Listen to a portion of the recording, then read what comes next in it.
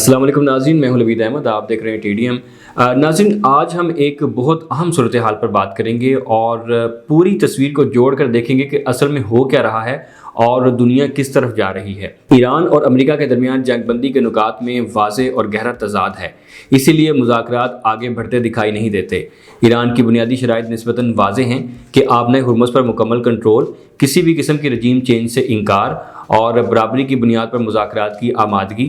اس کے برعکس امریکی مطالبات ایران کے لیے انتہائی سخت اور یک طرفہ ہیں، جنہیں قبول کرنا عملاً مکمل سرنڈر کے مترادف سمجھا جا رہا ہے۔ اہم سوالات یہی ہیں کہ ایران کیوں اپنا میزائل پروگرام ختم کرے، کیوں اپنا افسودہ یورینیم حوالے کرے۔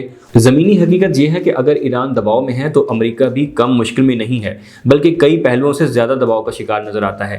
عالمی سطح پر امریکہ کو واضح اور مضبوط حمایت حاصل نہیں، جبکہ اس کی خارجہ پالیسیوں پر اندرون ملک بھی تنقید بڑھ رہی ہے۔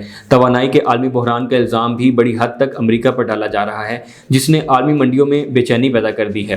ڈونلڈ ٹرمپ کی مقبولیت میں کمی بھی اس صورتحال سے جڑی ہوئی دکھائی دے رہی ہے، اور مجموعی طور پر تاثر یہ بنتا ہے کہ اس کشیدگی میں ایران کے مقابلے میں امریکہ زیادہ دباؤ اور مشکلات کا شکار ہے۔ حل کے لیے ضروری ہے کہ امریکہ حقیقت پسندانہ موقف اختیار کرے اور ایسی ڈیل پیش کرے جو دونوں ممالک کے لیے قابل قبول ہو۔ مثال کے طور پر اگر ایران آبنہ ہرمز پر اپنا کنٹرول تسلیم کروانا چاہتا ہے تو اس پر لچک دکھائی جا سکتی ہے۔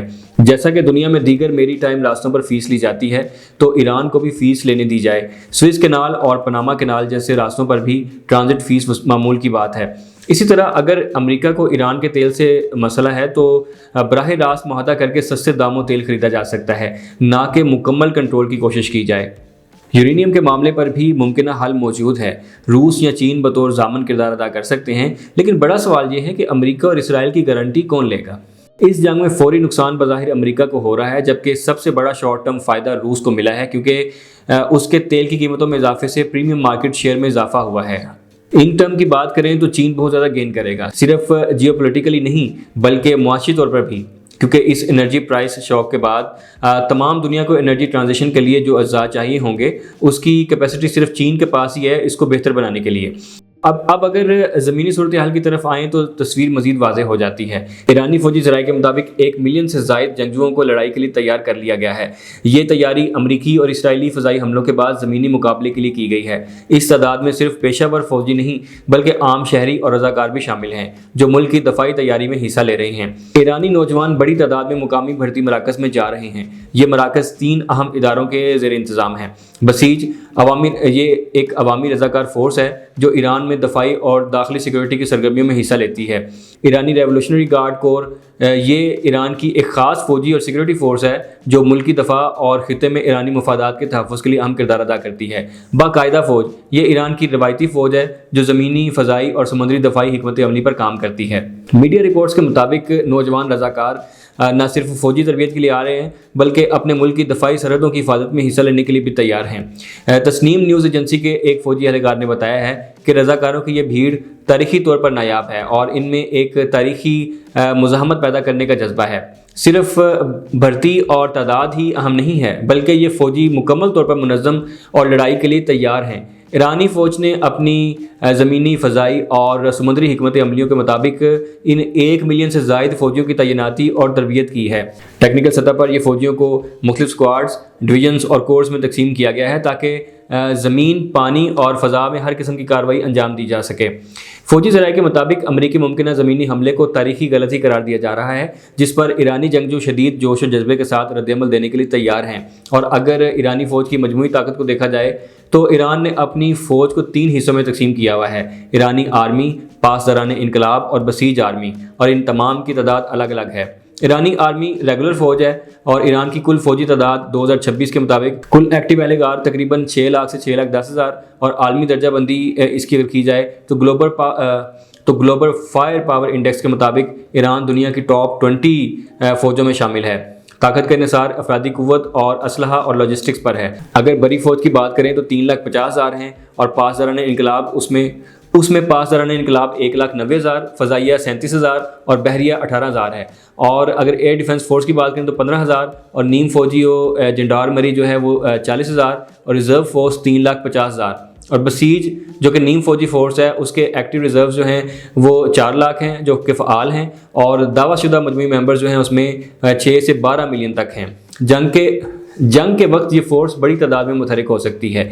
میزائل اور ڈرون طاقت کی بات کریں تو ایران کے پاس مشرق وسطیٰ کا سب سے بڑا میزائل ذخیرہ موجود ہے، اندازے کے مطابق 3000، لیکن حقیقتاً اس سے کہیں زیادہ ہو سکتے ہیں۔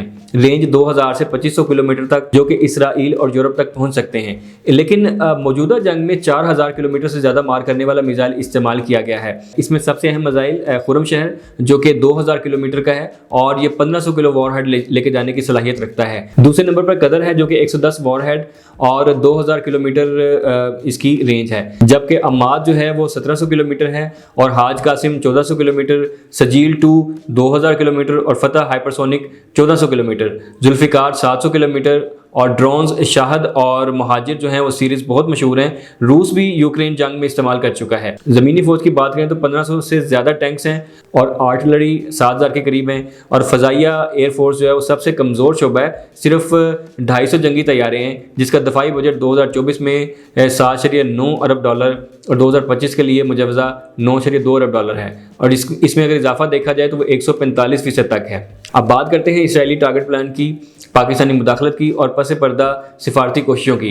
ریوٹرز کے مطابق اسرائیل نے عباس عراقچی اور باقر کالیباف کو نشانہ بنانے کا منصوبہ تیار کر لیا تھا اور ان کی درست لوکیشن بھی موجود تھی۔ رپورٹ کے مطابق پاکستان نے امریکہ سے فوری مداخلت کی درخواست کی اور خبردار کیا کہ ان رہنماؤں کی ہلاکت سے مذاکرات کا راستہ بند ہو جائے گا۔ ایک پاکستانی ذریعے کے مطابق امریکہ نے اسرائیل کو پیچھے ہٹنے کا کہا ہے، جس کے بعد دونوں رہنماؤں کو تقریباً 4 سے 5 دن کے لیے ٹارگٹ لسٹ سے ہٹا دیا گیا ہے۔ دی وال اسٹریٹ جرنل نے بھی اس پیش رفت کا ذکر کیا ہے، تاہم اس میں پاکستان کے کردار کا حوالہ شامل نہیں تھا۔ پاکستان کی فوج اور دفتر خارجہ نے اس خبر پر کوئی باضابطہ تبصرہ نہیں کیا۔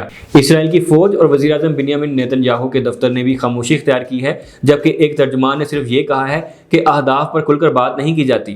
یو اے ای نے سخت موقف اختیار کیا ہے کہ ایران کے خلاف فیصلہ کو نتیجہ کی ضرورت ہے۔ دی ٹائمز آف اسرائیل کے مطابق یوسف العتبیہ نے کہا ہے کہ ایران کے ساتھ صرف جنگ بندی کافی نہیں ہے بلکہ ایک فیصلہ کو نتیجہ ضروری ہے۔ العتیبہ کے مطابق اس نتیجے میں ایران کی تمام بڑی خطرناک صلاحیتوں کا خاتمہ شامل ہونا چاہیے، جن میں جوہری پروگرام، بیلسٹک میزائل اور ڈرون ٹیکنالوجی اور پراکسی گروہ شامل ہیں۔ اس کے علاوہ عالمی سمندری راستوں کی ناکہ بندی بھی ضروری ہے۔ انہوں نے واضح کیا کہ یہ جنگ متحدہ عرب امارات نہیں چاہتا تھا اور حملے سے چند گھنٹے پہلے تک سفارتی کوششیں جاری تھیں۔ ان کے مطابق امارات کو خدشہ تھا کہ ایران کے ممکنہ پہلے ہدف میں یو اے ای شامل ہو سکتا ہے۔ العتیبہ نے کہا ہے کہ اب میزائل اور ڈرون کے خطرات کو مکمل طور پر ختم کرنا ناگزیر ہو چکا ہے۔ یو اے ای عالمی سطح پر اپنا حماس کو دوبارہ کھولنے اور محفوظ بنانے کی کوششوں میں شامل ہونے کے لیے تیار ہے۔ انہوں نے کہا کہ یو اے ای ایران کو ایک عام پڑوسی کے طور پر دیکھنا چاہتا ہے، چاہے اس کا رویہ سخت یا الگ تھلگ ہی کیوں نہ ہو۔ تاہم انہوں نے واضح کیا کہ ایران کا ہمسایہ ممالک پر حملے کرنا، عالمی پانیوں کو بند کرنا یا انتہا پسندی پھیلانا قابل قبول نہیں ہے۔ آخر میں انہوں نے خبردار کیا کہ مسئلے کو نظر انداز کرنا یا مؤخر کرنا مستقبل میں ایک بڑے بحران کو جنم دے سکتا ہے۔